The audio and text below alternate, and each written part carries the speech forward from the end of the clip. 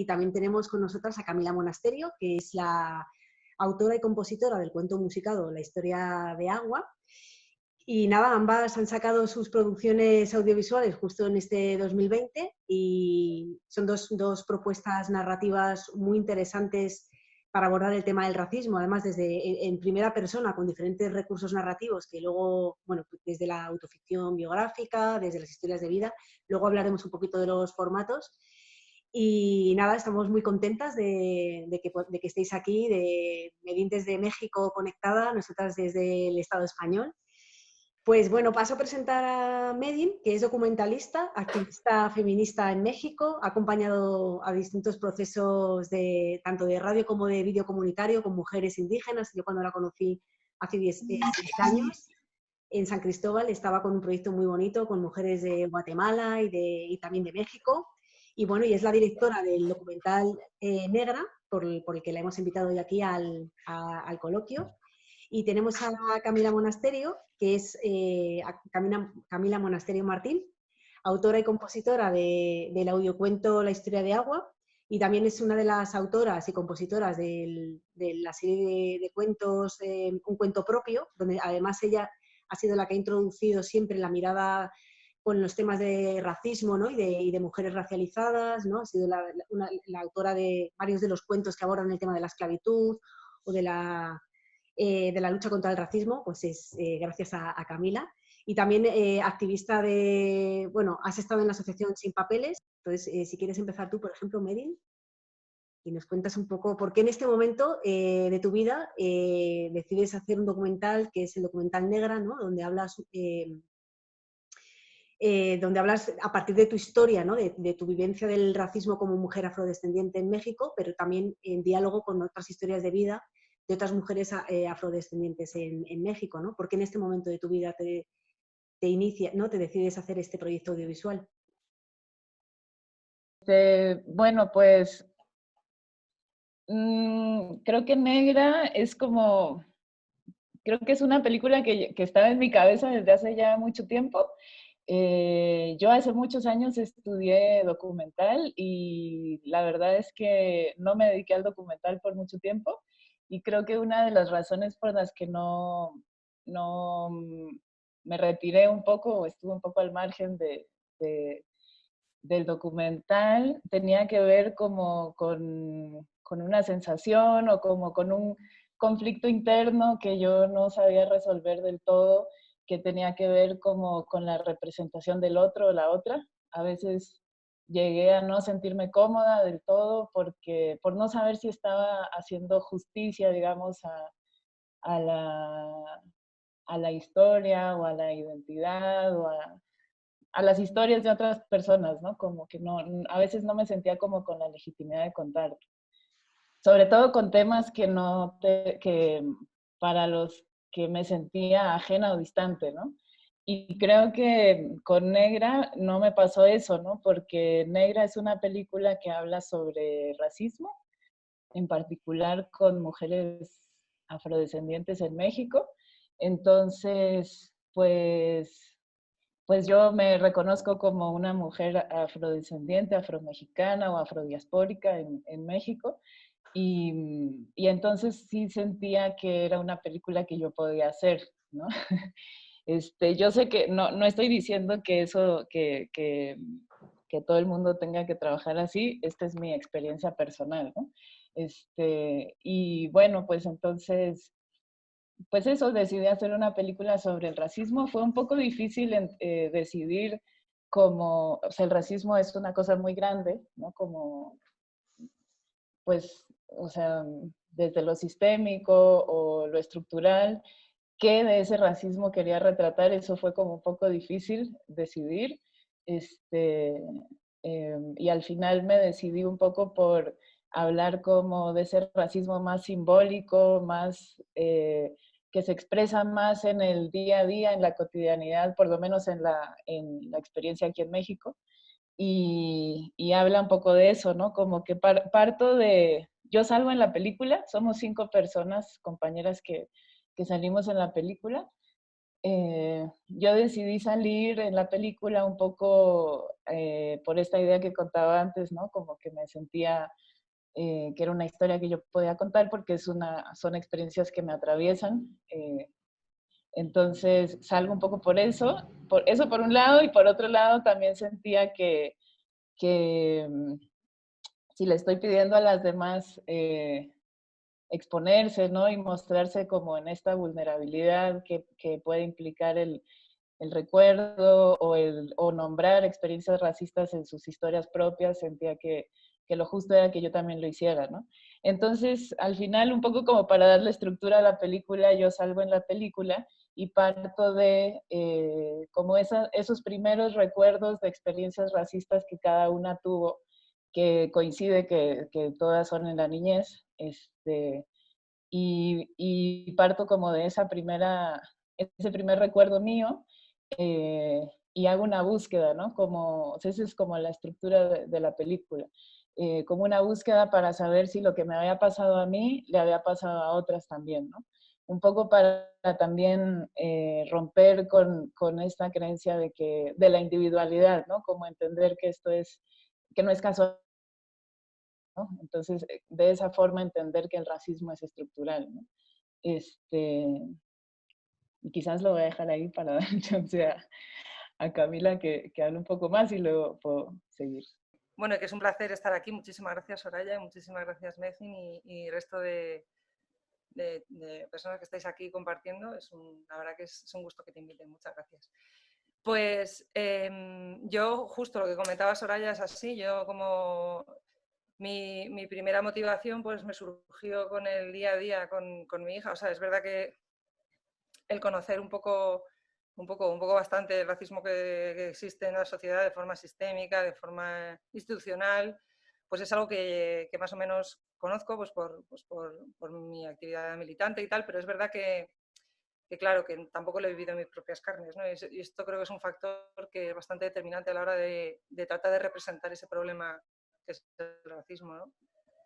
Entonces, yo desde que tuve a mi hija, pues desde muy, muy chiquitina, pues todo tipo de comentarios de las personas, incluso niños que le decían a ellas, pero muy pequeñita, desde un año, pues tú eres negra, tú no sé qué. Entonces claro, yo me fui dando cuenta y digo, ojo, es que esto es desde el principio y estaría bien que ella... Y entonces yo pues me empecé a imaginar de todo tipo de presiones que sufren los peques que no son blancos. Y, todo que ellos se tienen que armar con su propio discurso, ¿no? Pues que le iban a decir en el cole, pues tu padre no sé qué, pues vete a tu país, pues tú eres color caca. Y es que estas cosas además que parece que son cosas de un pasado en absoluto, son de rabiosa actualidad, por desgracia, ¿no? Entonces, sí, porque es un problema que ha estado siempre y que de momento está aquí, ¿no? Y entonces, bueno, pues yo con ese ánimo como que dije, pues le voy a hacer una especie de regalo a mi hija. O sea, empecé con un collage de fotos y tal, y contándole, pues para que si alguien le increpaba o le preguntaba o le decía algo bonito, porque a veces son comentarios que la gente hace a lo mejor sin mala intención, pero eso no quiere decir que el efecto que pueda tener, pues no, puede que no sea el adecuado para una persona que está tratando de forjarse su personalidad, que son muy pequeñas, son niñas muy pequeñas. Entonces, bueno, pues con un collage de fotos y tal, pues yo le fui haciendo un texto y como me experiencia en el cuento propio, pues también se me empezaron a ocurrir canciones. Pero claro, ahí me empecé a encontrar con mi primer obstáculo, que es como he dicho al principio, el no ser una persona, yo soy una persona blanca, y el aprendizaje vital es el de una persona blanca. Yo he vivido nunca he sufrido el racismo en mi propio cuerpo y bueno, pues desde el principio quise contar con una revisión de personas que han sido muy generosas y que una de ellas es Mezin, de hecho. Mezin, yo empecé a compartir, yo creo que la primera persona con la que compartí el texto fue con ella. Y porque cuando nos encontramos ahí en Galicia, yo creo ahí hace ya, Vinta tenía 2 años, o sea, tiene 5, o sea, hace 3 años, esto para largo. Además estaba Blanqui por ahí también. Bueno, el caso que nada, que a raíz de esas conversaciones pues empezamos a intercambiar los textos y tal, y ella me daba sus impresiones, me compartió experiencias propias. Entonces, bueno, como ella y otras personas también me lo fueron revisando, y al final me fui dando cuenta que por mucho que fuese al arranque un inicio, una cosa para mi hija, pues al final era una historia, una narración en la que se reflejaban muchas experiencias comunes de peques y mayores también que sufren el racismo, ¿no? Porque al final una niña o un niño en el cole, pues tu padre no sé qué, pues bueno, pues que tenga su discurso armado. Sí, mi padre vino aquí en patera y ¿qué pasa? Vino por esto y por esto y además a mucha honra, ¿no? O sea, como que yo también quería eso, que no fuese un estigma y que estuviese orgullosa de su cultura y de su origen, ¿no? Y entonces como creo que es algo común a muchas personas y también por el lado que también no solo enriquece solo a los peques afrodescendientes, sino también a los niños que no son así, pero que también su imaginario también tiene que verse enriquecido con este tipo de experiencias, porque es una pena que se piensen que el mundo es blanco o negro, ¿no? O sea, que es una cosa que yo creo que todo el mundo debemos aprender. Entonces, bueno, pues eso, pues Medjin me ayudó con el texto, también Débora de Coca, también las hermanas en Tutumo, que tienen un proyecto precioso que se llama Potcopoto, y Serín también, Serín Bay, que es activista del Sindicato Mantero, pues me ayudaron. Y para mí ese ha sido el mayor reto al que me he enfrentado para escribir esta historia. Y ha sufrido muchas modificaciones, tanto en la letra de las canciones como en el propio texto, hasta que ya hemos llegado al final.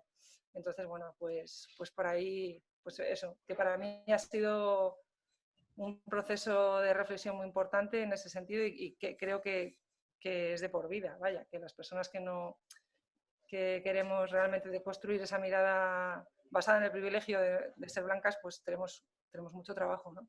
Y es un lujo poder contar pues, con la generosidad de gente que se abre y que te comparte y tal, y pues eso, muy bonito. Pues muchas gracias, Camila, por contarnos un poco, ¿no? De forma tan sincera y tan honesta, ¿no? Tu proceso tu motivación para escribir la historia de Agua y también cómo lo has hecho de forma sinérgica, ¿no? También para buscar la legitimidad y la mirada de las otras, ¿no? Que sí que han vivido en sus carnes el racismo, ¿no? Que me parece algo a valorar mucho, ¿no? El hacer las cosas con cuidado, ¿no? Ese proceso de construcción colaborativa de las historias, ¿no? Y quería preguntaros también por el formato que habéis escogido, ¿no? En el caso de Medin, no has querido solo contar tu historia, ¿no? Partes como de recuerdos tuyos, de hecho usas imágenes de archivo, ¿no? De tú cuando eras pequeña y ¿no? Que alguien te grabó, ¿no? Que seguro que hay algún cineasta o alguien que le guste el vídeo en tu familia, porque son imágenes además como muy frescas. Entonces, bueno, ¿por qué optas por ese formato de historia de vida, que no es solo tu historia de vida, y cómo la has construido, ¿no? Si has ido haciendo entrevistas o cómo escoges a las otras mujeres a las que has hecho seguimiento, ¿no? ¿Por qué las escoges a ellas? ¿Cómo conversas con ellas? Y bueno, y un poco por el formato y como el proceso de creación. Ok. Yo quisiera ligar la respuesta de Camila con la pregunta que acabas de hacer. Y yo agradezco mucho estas iniciativas como las de Camila y coincido con ella que, no lo dije hace rato, pero para mí también, por lo menos en la experiencia aquí en México, hay un vacío importante, digamos, no solo un vacío en cuanto a las representaciones de la identidad afrodescendiente, sobre todo a nivel mediático, digamos, pero eso, no solo un vacío, sino también una representación muy poco digna, ¿no? de la afrodescendencia. Entonces creo que proyectos como estos y en lo personal la película que hice van orientadas a eso, a llenar ese vacío y empezar a cambiar las narrativas, ¿no? Porque creo que yo disfruté mucho la revisión de los textos de Camila y agradezco mucho que me los hayas compartido. Y reconozco también que me parece que esa es una forma de ser aliadas. Entonces, yo me daba cuenta y también haciendo esta película, me di cuenta que estaba haciendo la película y que Camila estaba haciendo el cuento, el audiocuento, que a mí me hubiera gustado ver o escuchar cuando yo era chica, ¿no? Porque yo no tuve muchas referencias de mujeres negras, ¿no? Entonces me sentía un poco perdida. Además, yo no nací y crecí en una comunidad afro, también quizás partir de ahí, y entonces por eso no tenía como muchas referencias y me costó, digamos, reconocerme o autoadscribirme como mujer afro, por lo menos aquí en mi experiencia en México, ¿no? Eh, y, eh, y luego decías de las demás compañeras. Bueno, para mí también era importante como, quizás es un poco complicado el concepto, pero descentralizar la descentralización, o sea, no caer como en esta idea de universalizar la identidad de mujer afrodescendiente. O sea, quería mostrar que también existe una diversidad, por lo menos en el contexto mexicano, hay una diversidad de perfiles, ¿no? En cuanto a la afrodescendencia, ¿no? Entonces, por ejemplo, bueno, yo mi proceso de investigación, antes de empezar a definir como la estructura de la película, me sentía un poco como cazadora de mujeres afros y me la pasaba, o sea, buscando como hice no sé cuántas entrevistas con N.000 compañeras afros, que luego fue un proceso muy bonito, la verdad, porque más que entrevistas eran conversaciones y muchas veces o sea, nos dábamos cuenta que casi que ya eso era un proceso eh, de comunidad, de construcción de comunidad, ¿no? De reconocerte en la otra y entender, ¿no? Como, mm, pues, pues eso, de compartir, ¿no? Como espacios de compartición. Y entonces, bueno, después de como este proceso en donde entrevisté a tantas compañeras, vi que había como esta diversidad en las historias, ¿no? Eh, y que dependían mucho del contexto donde hayan nacido y crecido. Entonces, por ejemplo, algo como, bueno, no sé si conozcan, quizás doy un poquito de contexto. Aquí en México hay comunidades afrodescendientes, sobre todo en la Costa Chica, en el Pacífico, pero también en el Caribe, ¿no? Pero también en la Ciudad de México, en el Estado de México, incluso en el norte del país, en Coahuila. No hay, apenas en agosto del año pasado, hubo un reconocimiento constitucional para reconocer a los pueblos afrodescendientes en México, que a mí casi que me da vergüenza pensar que apenas el año pasado se da este reconocimiento. Y, por ejemplo, y este año en el censo poblacional fue la primera vez que se incluyó la opción afrodescendiente, negro, negra o afromexicano para autoadscribirte, ¿no? Que además ni siquiera se pudo terminar el censo porque se cruzó la pandemia, entonces no se pudo terminar, pero hay como una aproximación que no me parece nada exacta, ¿no? Como que el 1.2% de la población en México se reconoce como afrodescendiente. Digo que no me parece del todo exacta porque hay tanto desconocimiento, digamos, de la presencia afrodescendiente en la construcción de la historia del país, porque se ha borrado. En México hay esta idea del mestizaje, ¿no? Que se ha romantizado mucho además, ¿no? En donde o sea, han metido como la identidad mexicana como un todo, y entonces eso hace que desaparezcan las identidades y la diversidad de comunidades indígenas y afro, por ejemplo. Este desconocimiento ha hecho que mucha gente no se autorreconozca como afrodescendiente, a pesar de que, digamos, por sus fenotipos, ¿no? O sea, por su apariencia, lo parecen, ¿no? Pero como no conocemos nuestra historia, ni siquiera sabemos que eso es una opción, o sea, que eso es una posibilidad. Entonces, para no clavarme más en el contexto, bueno, entonces en la película muestro como estas dos realidades, ¿no? Porque también lo cierto es que creo que por lo menos en México hay que empezar a hablar, y se está empezando a hablar, ¿no? A debatir, dialogar de cómo integrar como estas nuevas migraciones forzadas de personas de la diáspora africana que empiezan a integrarse en México. Yo, por ejemplo, soy parte de ello, ¿no? O sea, mi familia viene de Eritrea, pero yo nací en México. Entonces creo que ahora como empieza a haber un diálogo entre estas dos experiencias, ¿no? Como la afrodescendencia que viene más de la época de la colonia y la esclavitud, y estas nuevas migraciones, ¿no? Y entonces muestra un poco como esas dos realidades, ¿no? Con diferentes personajes.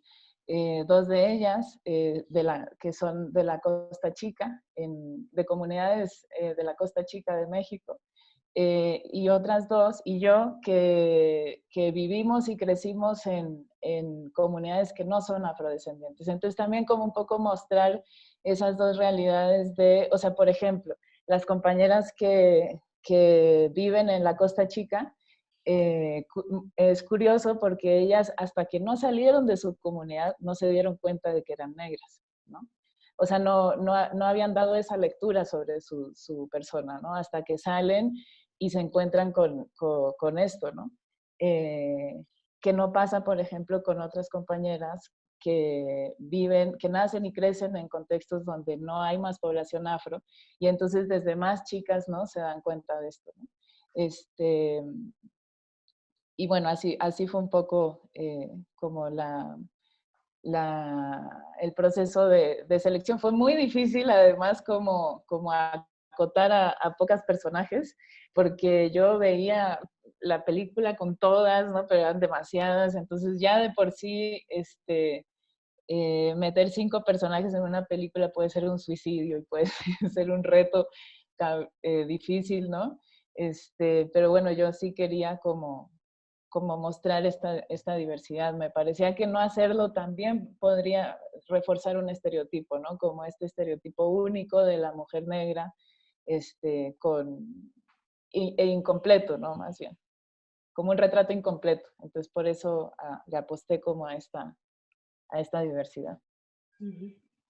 Y pues muchísimas gracias, Merín, ¿no? Esa idea que hablas, ¿no? De no universalizar tampoco, ¿no? O sea, se trata de cómo visibilizamos a las mujeres afrodescendientes, pero de una forma que no sea homogénea, ¿no? Y entonces la apuesta que haces por incluir diferentes historias de vida, mostrando esa realidad que nos cuentas, ¿no? De las diferentes comunidades afrodescendientes que hay en México, que la verdad es que es bastante desconocida, ¿no? Esa realidad.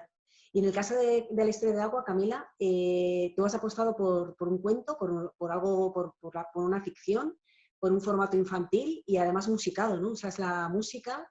Entonces me gustaría que nos contaras un poco por qué has apostado por este formato y también cómo sí que está inspirado y haces muchos guiños a cosas reales que has vivido, que te han contado, que conoces. Entonces, bueno, pues cómo ha sido el proceso de construir y de incluir esa no ficción, ¿no? En tu ficción. Pues, bueno, yo solo por añadir un poco a lo que ha comentado Mezin, que aquí también creo que una de las mayores demandas de la lucha antirracista también es que no parezca que las personas no blancas acaban de llegar a España. O sea, que parece que es que acaban de llegar y tienen que estar constantemente, lo que decías un poco del blanqueamiento, ¿no? Pues que aquí, bueno, solo comentar que aquí yo creo que es una de las también de las principales demandas, que no, que España nunca ha sido blanca y nunca lo será, y de hace mucho tiempo, ¿no? Bueno, solo por añadir eso al debate. Y conforme a lo que me decías, pues esto es gracias al Cuento Propio, que es el proyecto que hago con mis amigas de Pandora Mirabilia, en el que por primera vez me lancé a hacer cosas con música y con cuentos, y la verdad que desde eso, para mí ha sido un antes y un después. Desde eso ya muchas veces se me ocurren cosas ya con la música, con el cuento, con todo, y entonces pues fui como viendo diferentes momentos o diferentes conflictos que me parecían representativos. Entonces como que vi que la historia podía estar estructurada en varios pasajes y que cada pasaje podía tener una canción, una música, en el que además da para un poco perderse un poco más en el tema, explorar más las emociones que te producen el tema, y de hecho, porque es verdad que con una historia así es algo muy complejo lo que estoy intentando abordar. Entonces como que me parecía que el tener una canción para cada momento, pues una canción para describir Senegal un poquito mejor, más allá de lo que cuente en el texto, una canción para hablar de la pena que es marcharse de tu tierra, otra canción de cuando se encuentran las amigas. O sea, como que cada pasaje, por así decir, del cuento me parecía que era una buenísima oportunidad para hacer una canción con ese tema. Y de hecho esta es una de las cosas que también se ha modificado mucho. Al principio, la historia, al principio yo, claro, mi hija era muy pequeña, tenía 1 año y medio, 2 años, entonces yo al principio lo imaginé como un cuento, como un álbum ilustrado, pero luego me fui dando cuenta que por un lado me generaba la inquietud de hablarle a niños y niñas demasiado pequeños de estereotipos. No sabía yo si había que esperar a que viviesen ya algunas cosas y de forma que no tuvieras que explicárselo, sino que lo entienden, ¿no? Entonces como que la historia al final la fui haciendo para más mayores, y eso también dio pie a que el asunto se tratase con más profundidad. De hecho, por ejemplo, la canción que al principio hablaba de la migración, de cuando las personas se van de Senegal porque los barcos europeos les roban el pescado, que es la realidad, pues esa canción al principio era mucho más en positivo, era una canción muy alegre, de nos vamos, no sé qué, pero claro, porque yo estaba pensando en una niña pequeña que quiere ilusionar, o sea, que quiere tener una visión positiva de lo que ha pasado, pero que luego ya, después de todo este proceso, en el compartir con Mezin, por ejemplo, que ya fue una de las personas, y también con Débora, de United Minds, bueno, y el resto de revisoras, claro, me decían, es que esto al final no puedes perder de vista que es un drama, y entonces al final esa canción ha cambiado muchísimo, o sea, es otra, de hecho todavía la instrumental la tengo en el cajón para cualquier otra cosa que haga, porque, claro, es verdad que tú tienes que estar orgullosa o tienes que conocer qué le pasó a tu padre, por qué vino aquí, pero tienes que entender también la dimensión del drama que eso supuso, porque eso lo es. O sea, entonces, como que las canciones me han dado pie a explorar eso un poco más y además también a involucrar a personas. Yo normalmente en el cuento propio las canto yo, ¿no? Un poco por... Yo creo que es un poco por facilitar, porque tenemos ya, trabajo con Santi Mijarra, con la música, que es mi compañero para todo esto. Hacemos un tándem, yo creo, perfecto, lo pasamos fenomenal, disfrutamos un montón y trabajamos muy bien. Y siempre las canto yo, ¿no? Ya voy como con la máquina hecha, pero en esta historia me di cuenta que igual sería interesante que cantasen sus protagonistas. Yo no me sentía tampoco muy bien cantando una canción sobre me voy de mi tierra o sobre, no sé, sobre un montón de cosas más que pasan en el cuento. Entonces, al final, yo cantaba solo la nana que le canta a la madre, ahí me siento yo cómoda, como hablaba Mezin, ¿no? de cómo quien crea, ¿no? A veces estamos con un poco sentido de usurpar una experiencia, ¿no? Entonces yo canto esa, pero el resto pues he involucrado a niñas a cantar la canción de las amigas, que además son niñas activas una de ellas en concreto, Camila Pérez Ferreira, que ella ahora es activista juvenil antirracista, pues ella canta una de las canciones, ella y su hermana han puesto las voces, como que la música también, Juno Koto King también ha cantado la canción de Senegal, bueno, o sea, como que hay una serie de personajes, Jemba, que también es el que hace la voz de Mademba en la canción, de cómo se va, o sea, como que también es todo, casi todo lo que podía ser en primera persona, pues que fuera en primera persona. Y ahí la música me parece que ha dado una oportunidad más y que creo que también cuando se escucha, o sea, como que da otra dimensión emocional, aparte de leer, pues luego ya tú puedes escuchar canciones y bueno, como que da para que se trabaje, bueno, no es trabajar, pero se disfrute o se explore con uno misma o con la imaginación. Y entonces, pues para mí ha sido, la verdad que esa parte me ha gustado mucho, me ha costado muchísimo, o sea, de decir que ha sido un trabajo que me ha quitado el sueño durante muchísimo tiempo, o sea, es que no es indescriptible, o sea, las comeduras de tarro que me he hecho, pero creo que están completamente justificadas y creo que me alegro muchísimo, que yo en su momento pensé que iba a tardar un año en hacer esto, he tardado el doble o más, yo creo que 3 al final, pero es que pienso en lo que hubiera sido al inicio y no se parecería nada y estoy tan contenta de al final haber tardado tanto y que sea un producto que tantas personas dan de sí, no solo yo. Yo soy como un poco más la promotora, pero que es verdad que como que está puesta la experiencia colectiva y que en ese sentido pues estoy muy contenta. Pues muchas gracias, Camila, por compartirnos y por también, ¿no?, seguir el debate.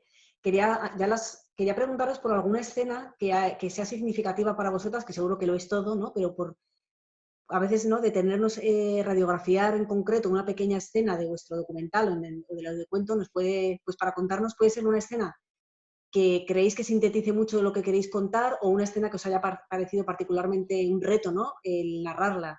Que Camila ya has contado un poquito, pero si puedes hablarnos de alguna otra escena, pues... Entonces, bueno, cualquiera de las dos que quiera empezar, alguna escena que sea especialmente significativa en vuestras historias.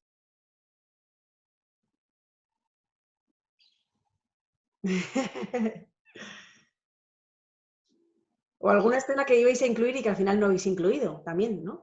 Bueno, Porque no habéis conseguido... Ay, es que está difícil. No sé, es que yo la verdad que todas tengo como, no sé, me siento cercana a muchas, pero si tuviera que escoger una, va a ser difícil, pero, y también porque creo que, bueno, no mucha gente ha visto la película todavía, pero bueno, la película empieza con una pregunta, ¿no? Que tiene que ver con lo que decía antes, como con esta primera experiencia racista, el recuerdo de la primera experiencia racista que cada una haya tenido, ¿no? Que también es curioso que en su momento, cuando nos pasan, no, que tiene que ver con lo que decía Camila hace rato, ¿no? No somos conscientes de que es racismo, ¿no? Entonces, muy fácilmente lo llevamos a lo personal. Y es difícil luego salir de ahí, ¿no? Como entender que, perdón, ya me estoy yendo para otro lado, solo lo que iba a decir sobre la secuencia. Entonces, hay una compañera, Azucena se llama, ella es de una comunidad de la Costa Chica en Guerrero que se llama Cruz Grande, y cuento una historia que a mí la primera vez que yo fui a Guerrero a visitar a Azucena, yo ya la conocía a Azucena bueno, de la red de mujeres afromexicanas, pero no conocía pues nunca me he ido a visitarla. Entonces, la primera vez que fui, pues estuve en su casa, ¿no? Con su familia, un poco también empapándome, digamos, porque yo no soy de la Costa Chica, entonces quería, pues, conocer más. Si eso iba a ser parte de la película, quería como conocerla más. Entonces, bueno, estuve con ella y pues Azucena y yo ya éramos amigas de por sí, entonces me cuentan como esta historia de su primer recuerdo de experiencia racista, tiene que ver con una relación que ella tuvo cuando tenía 15 años, que tenía un novio y bueno, aquí en México, en comunidades rurales, pues hay como, no es como España, ¿verdad? Entonces el primer novio que ella tuvo, en realidad, digamos, pues hay esta tradición en comunidades rurales aquí en México, que con ese novio te vas a casar.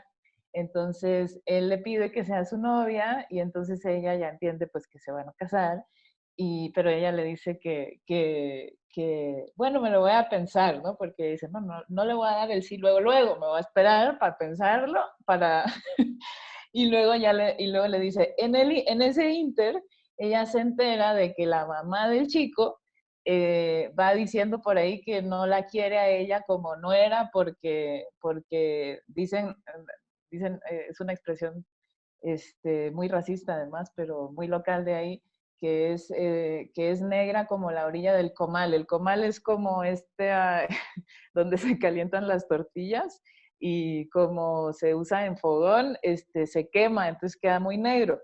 Entonces, cuando Azucena se entera de esto, pues entonces ya no quiere ser novia de este chico. Quizás decir bueno, en comunidades rurales aquí en México lo común es que cuando te casas con,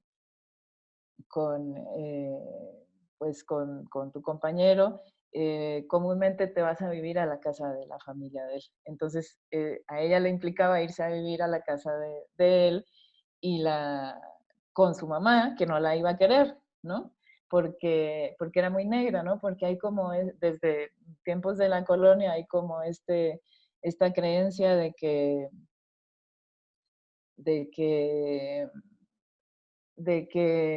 hay que mejorar la raza, ¿no? Como también en algún momento en la película lo dice otra compañera, ¿no?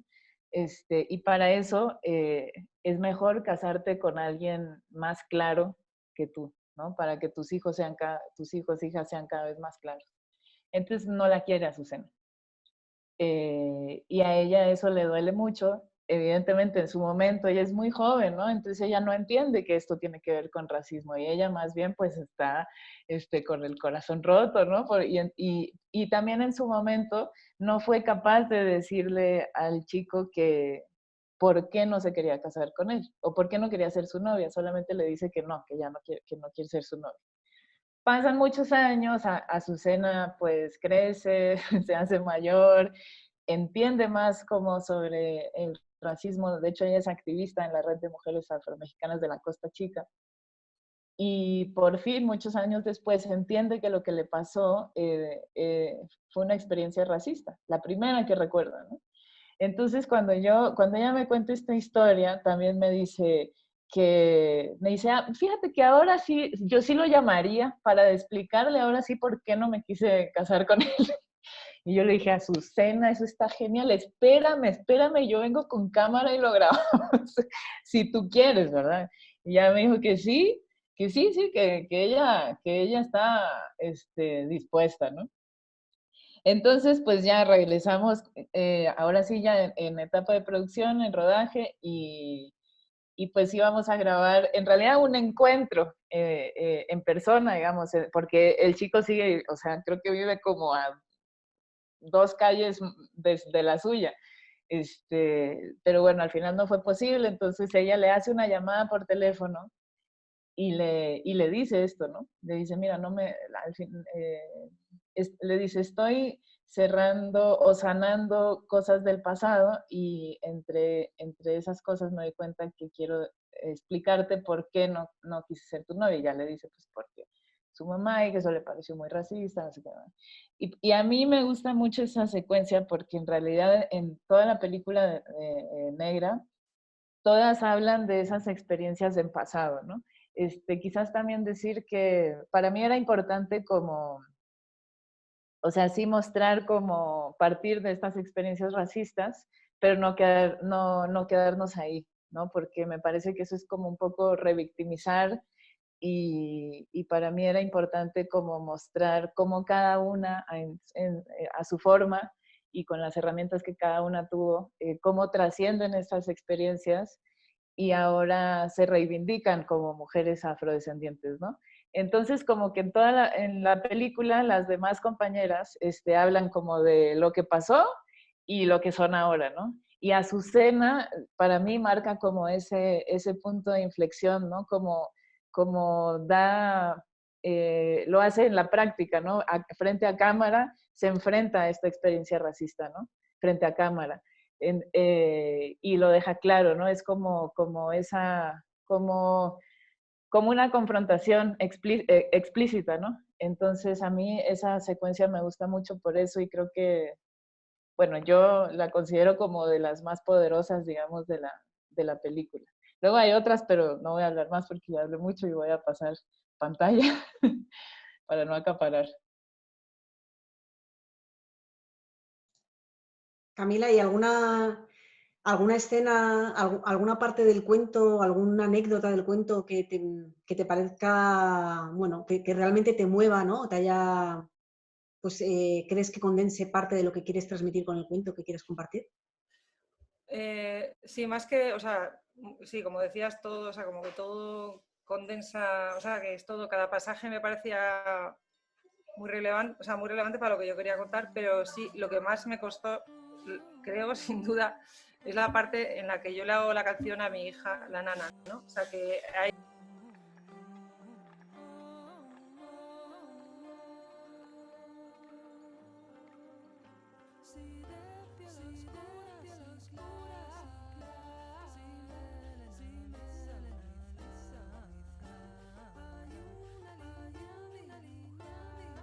que eso es algo que toda persona deberíamos desterrar, porque realmente si pensamos eso nunca vamos a acabar con un montón de cosas que tenemos interiorizadas. Entonces para mí el ejercicio ese de hacer esa canción me costó muchísimo, fue la última que hice, cambió muchísimo de letra al principio porque era muy complicado, me resultaba muy complicado nombrar, ¿no? O sea, decir, porque la canción inicialmente era que tú eres negra y blanca, jugaba con esas dos cosas, ¿no? Pero que es verdad que al final era algo que es representativo porque es más sencillo para los niños. Perdón, quita por fin, haga ruido, cariño. Pero por otro lado, pues hablaba del color, hablaba de no sé qué, del imaginario, como que yo lo usaba como para intentar desarticular ese discurso, pero al final sí usaba esas palabras, ¿no? Usaba referencias, ¿no? Entonces eso me costó muchísimo encontrar las palabras adecuadas, ya no solo por no ser políticamente incorrecta, que eso es algo que puede parecer como que ahora ya no se puede decir nada, ¿no? O sea, este rollo de, no, claro, es que ahora ya no es cuestión de querer agradar, de no querer, por supuesto, de no querer ofender, pero creo que es una cuestión de encontrar otras formas de abordar problemas, ¿no? De problemas o temas, o sea, como que no era un ejercicio de autocensura para quedar bien, era más bien una forma de intentar realmente no reproducir ningún estereotipo a la hora de cantar una naranja y a otras niñas, o sea, y niños, o sea que entonces sin duda eso para mí es lo que más me ha costado, cuando yo he tenido que hablar desde mi yo más yo y en el momento más íntimo con mi hija e intentar hacer algo bonito, hacer algo sincero y que realmente no salirme del imaginario con más estereotipos y también más complejo, porque lo de nombrar es un tema que hasta para las personas, yo creo, nombrarse, definirse, o sea, que es una cosa complicada. Entonces, pues para mí me pareció un territorio complejillo, pero que yo me he quedado muy a gusto en hacer ese esfuerzo. Bueno, sí, porque al final es un esfuerzo de repensar las cosas más allá de como tú te las hubieras imaginado en un inicio. Si de piel oscura, si clara, si melena lisa o rizada. Y eso sin duda es lo que más me costó. Para quienes no conozcáis el audiocuento, he compartido en el chat el enlace de SoundCloud. Ahora ya creo que se ha quedado... ¿Sí? ¿Hola? ¿Sí? He compartido en el chat el enlace del SoundCloud donde está colgado el audiocuento con la música. Luego compartiré al final algunas de las imágenes que nos ha compartido Camila para que veáis lo bonitas que son, ¿no? Porque tiene también una parte de ilustración súper bonita. Y quería preguntaros, ya como última pregunta, que ya queda muy poquito tiempo, ¿cuál es aunque tiene poco recorrido, sobre todo el audiocuento de Camila, porque ha salido justo en pleno confinamiento, o sea que está ahora mismo prácticamente pues como dándose a conocer, ¿no? Pero ¿qué respuesta está teniendo pues la gente que lo está leyendo, bueno, la gente que lo ha visto, que lo lee, que lo escucha? ¿Qué respuesta está teniendo? Y en el poco recorrido que lleváis, ¿no? En el caso de Camila y en el caso del documental de Medin. Y sobre todo, ¿qué respuesta está teniendo? Pues mujeres, ¿no? Mujeres que yo creo que el reto, ¿no? De hablar sobre experiencias de racismo, ¿no? Y de las mujeres negras sin caer en estereotipos, sin revictimizar, sin homogeneizar, pues qué respuesta están teniendo, ¿no? Por parte de esa comunidad, ¿no? Sí. Pues sí, Negra solo se ha exhibido una vez desde que salió. Estamos ahorita como en la ruta de exhibición. Decidimos estrenarlo en línea en un festival aquí en México que se llama Ambulante, que hizo como esta modalidad pandémica que se llamó Ambulante en Casa. Y decidimos estrenar ahí. Y la verdad, aunque nos costó un poco como decidir que el estreno fuera en línea, bueno, al final decidimos que sí, y la verdad que yo agradezco mucho que así lo haya sido, porque entonces llegó a más gente. Solamente se vio en México todavía. Pero una cosa que permitió, digamos, la plataforma fue que recibimos muchos comentarios, que a veces yo creo que en las salas de cine pues los realizadores, las realizadoras no siempre podemos estar, entonces no siempre podemos tener esa retroalimentación, y eso creo que fue un puntazo, digamos, con el estreno en línea, porque sí recibimos como muchos comentarios, y en particular me quedo con, o sea, mucha gente como que afro y no afro, ¿no? Que se vieron como representadas o reflejadas, digamos, en algunas de sus experiencias. Y creo que eso me da gusto, porque a pesar de que me daba miedo, digamos, al principio apostarle a presentar experiencias racistas cotidianas como estas, digamos, las que presenta la película, que tienen que ver con experiencias cotidianas, me daba un poco de duda o miedo, sí, la verdad que sí me daba miedo que la gente pensara que el racismo es eso, ¿no? Como simplificarlo a una experiencia de bullying en la escuela. ¿sabes? Como, eso sí me daba como miedo, pero a la vez fue un poco una apuesta porque yo, digamos, de forma estratégica lo hice así porque sentía que personas que no son racializadas probablemente hayan tenido algún tipo de experiencia discriminatoria en la escuela y entonces pueden conectar con aquella experiencia, que es parecida, pero no es lo mismo, ¿no? O sea, probablemente, o sea, mucha gente habrá sido el cuatro ojos, la gordita, ¿sabes? Como este tipo de discriminaciones que marcan, ¿no? Y que son crueles además a esa edad, ¿no?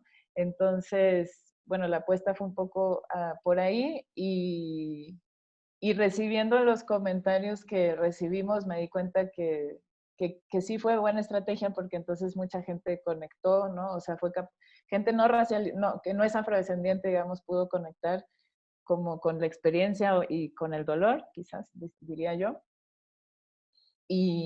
Pero en definitiva, lo que más agradece en mi corazón es que como los comentarios de compañeras afro, ¿no? Que en realidad para ellas lo hice la película, para nosotras, ¿no? Yo también tengo una hija y también siento que es una película que hago para ella. Entonces, eso me ha llenado mucho el corazón como ver que otras compañeras se han sentido representadas y que dicen que qué importante, ¿no? Que hayan este tipo de referencias para nosotras porque por lo menos aquí en México no hay muchas, ¿no? Entonces, solo eso. Seguramente también hay gente que no le ha gustado la peli, ¿eh? Pero sus comentarios todavía no nos han llegado. Pero igual llegan. Y está bien, también. Camila, ¿y en tu caso? ¿Cómo está siendo la Pues imagen? sí, en mi caso, la verdad que la gente que aportó en el crowdfunding, ha habido varios correos pues, que les ha encantado y tal. Y luego hay incluso algunas niñas que han usado la canción para su colegio, para incluso durante confinamiento. Y me ha hecho mucha ilusión. La verdad que en general, claro, igual no hay nadie que me haya escrito y me haya dicho no me ha gustado. Eso es verdad que no he tenido crítica negativa, pero que es verdad que yo y mucha gente que las niñas o los niños son afrodescendientes, me lo agradecen, o sea, como que me escriben para decir que le encanta, porque yo mi duda era mucho esto de qué les parecerá a los propios protagonistas, ¿no? Pues que en general conecta mucho con la historia, les gusta mucho, pues eso, cogen la canción para cantarla en su cole, no sé, como que en general la verdad que estoy teniendo bastante, los correos que me llegan son bastante bonitos.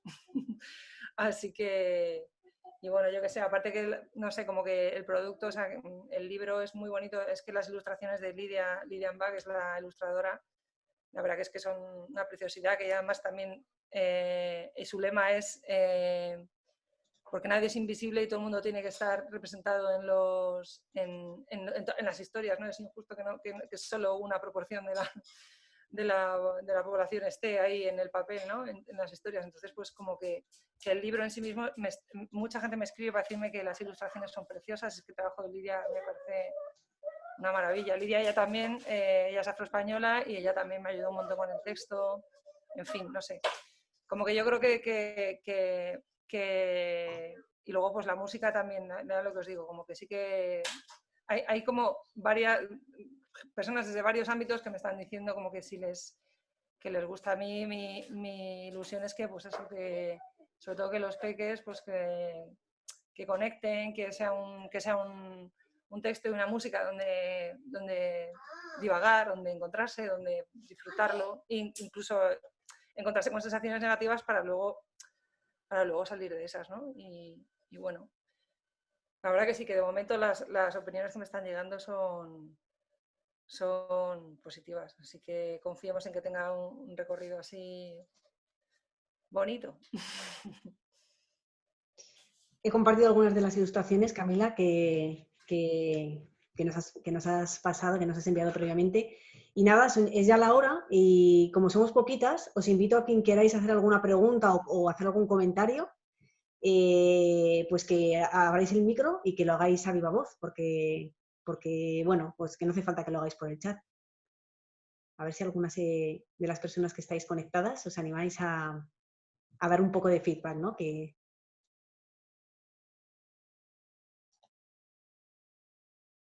A ver, bueno. Aunque sea que abran la cámara para vernos las caritas. Yo quería preguntar a Medfin una cosa. ¿El documental va a estar disponible online o algo? Porque yo lo he visto, y me encanta, o sea, preciosísimo, por supuesto, pero bueno, para saber si va a haber algún tipo de plataforma online que lo va a distribuir o algo, si se sabe algo. Pues ahorita te digo, está como en ruta de festivales y muestras que la vayan a seleccionar. Decidimos hacerlo así un poco también para romper como con esta, pues no sé cómo vaya a ir, pero decidimos apostarle como a esa ruta que para llegar a otros públicos, ¿no? Porque si no, creo que nos pasa que llegamos siempre a nuestros públicos y eso es importante. Eso no quiere decir que no sigamos apostándole a la construcción de nuestros propios espacios, ¿no? Pero bueno, ahorita está eso como en ruta de festivales, pero sí más adelante, espero que llegue allá a España en algún momento. Y si no, más adelante seguro que va a quedar liberada en línea y disponible para todas y todos. Pues nada, chicas, Camila, Medín. Hola, yo tengo una pregunta, no sé si me oís. Sí, te ¿Había oímos. subido la mano? Sí. ¿De abajo? No, es que lo que habíamos dicho era que os conectaréis con la cámara y que hicierais la pregunta directamente, pero perfecto, porque la verdad es que no estoy mirando lo de las subidas de manos. Adelante. Vale. Hola, ¿qué tal? Pues mira, soy Paloma y bueno, soy realizadora, también escribo y os quería daros muchísimas gracias por la iniciativa y quería preguntaros cómo os ha ido el tema del crowdfunding. Lo habéis comentado y bueno, cómo habéis tendido las redes, digamos, cómo habéis publicitado o sea, qué tipo de estrategia, que seguro que ha sido a nivel orgánico, no digo que tenga que ser marketing, ¿no? Pero ¿qué planteamiento teníais para el crowdfunding y qué tal os ha ido? ¿Tú hiciste crowdfunding? Vale. Yo pensé que alguien había hablado del crowdfunding. Sí, yo. No, porque no sabía si ella también había hecho, por eso. Vale. Nosotras... O sea, que lo tuyo fue para el libro, ¿no? Claro. Yo vale. Es que con la experiencia del cuento, teníamos un proyecto previo, un cuento propio que funcionó muy bien con crowdfunding y ya teníamos como una comunidad activa. Entonces, contando con esa comunidad activa de gente que apuesta por los audiocuentos, sumado un poco a mis redes más asociadas al antirracismo, pues planteé una campaña, hice una pequeñita campaña, pero pequeñita, ayudada por Pandora Mirabilia. Y entonces, nada, lo lanzamos y la verdad que fue muy bien. O sea, fue en 2 días. O sea, lo importante de los crowdfunding es que en los primeros días tengas todo. Chicos, por fin. Que tengas casi todos la recaudación, por lo menos la mitad. Y esto fue muy rápido. ¿Dónde lo hicisteis? ¿En libros.com o...? Perdón. ¿En qué plataforma lo hicisteis? En Berkami. ¿En Berkami? Sí. Para cosas culturales, pues Berkami suele ir bastante bien. Templado, ¿no? Bueno, cada una tiene sus condiciones. Si estás pensando en uno, igual es como meterse ahí en cada plataforma, bichear un poco cuáles son las condiciones de una, las condiciones de otra y al final, pues... Pero bueno, es que es verdad que te hacen una labor de visibilidad bastante grande. Vale, genial. Sí, hay dos... Y Medín, tu peli te la financiaste tú básicamente, ¿no? Perdón, no quiero acaparar. No, termina con la pregunta. No, yo pues entré a convocatorias.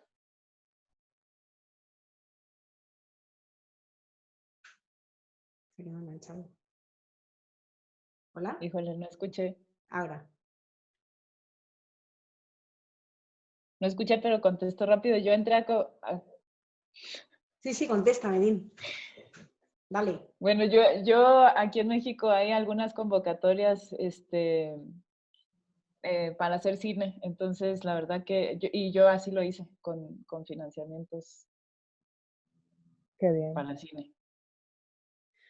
Bueno, pues nada, un placer. Muchísimas gracias, Medín, Camila, por compartir todo vuestro proceso creativo, las respuestas que estáis teniendo, los retos que habéis tenido, ¿no? A la hora sobre todo a nivel narrativo, ¿no? De no caer en nuevos estereotipos, ¿no? Que yo creo que es, ¿no? A la hora de construir relatos que sean antirracistas, pues, y también que no sean machistas, ¿no? Pues hay un ejercicio muchas veces de deconstruirnos, ¿no? Y de ser sinceras con lo que nos atraviesa y con nosotras mismas. Y bueno, este coloquio se llamaba Jaque al racismo, ¿no? Porque vivimos en un momento histórico en el que el racismo sigue existiendo, ¿no? Con sus particularidades en México y con sus particularidades en el Estado español, pero vivimos en una sociedad que es racista, el racismo nos atraviesa. Entonces, bueno, pues una forma de hackear al racismo es crear narrativas como las que estáis haciendo vosotras, narrativas audiovisuales que apuesten por crear otros referentes, por romper esos vacíos y por crear nuevos referentes diversos, ¿no? Que no nos victimicen, que nos empoderen, que hagan genealogía, ¿no? de las mujeres afrodescendientes. Así que nada, enhorabuena